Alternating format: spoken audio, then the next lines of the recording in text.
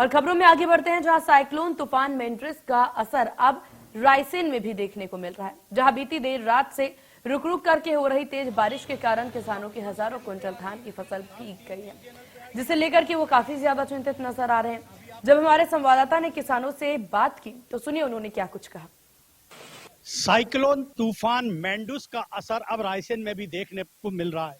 आप ये देख सकते हैं कि यहाँ पर सैकड़ों की संख्या में ट्रालियां यहाँ पर धान की फसल, करीब 7 जिलों के किसान रायसेन में धान की फसल को बेचने आते हैं और करीब 400 से 500 ट्रालियां इस समय धान की फसल के नीलामी के इंतजार में लगी हुई हैं। लेकिन प्राकृतिक आपदा एक बार फिर आई मेंडुस के कारण और तेज रात भर से रुक रुक कर हो रही तेज बारिश के कारण जहां किसानों की फसलें खराब हो गई, धान की फसल हजारों कुंटल फसल भीग गई है। अब इस फसल का गीला होने के बाद खरीदार जब खरीदने आएंगे फसल को तो वो कहेंगे कि ये गीली है, इनको दाम नहीं मिलेंगे। इन परेशानियों को लेकर अब किसान यहाँ पर चिंतित है। हमारे साथ कुछ किसान हैं, आइए हम उनसे बात करते हैं।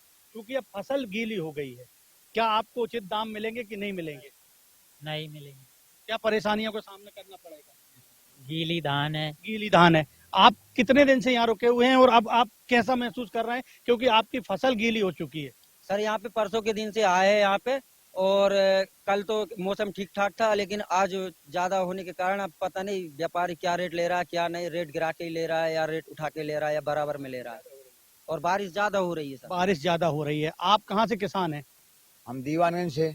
दीवानगंज से। चूंकि आप भी यहाँ फसल बेचने आए, आपकी फसल भी गीली हो गई, तो अब क्या परेशानियों को सामना करना पड़ेगा? अब सामना तो यही है, व्यापारी देखो क्या रेट लगाता है, क्या रेट नहीं लगाता है, और फसल के ऊपर है और व्यापारी के ऊपर।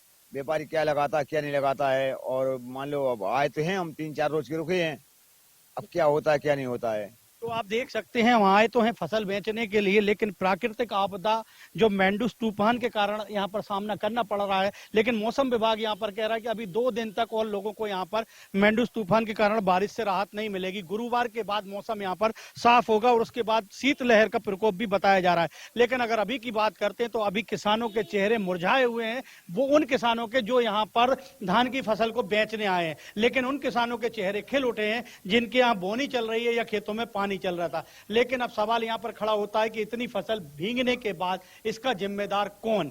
ये बड़ा सवाल है। Ajay Gohil, India news, Raisen.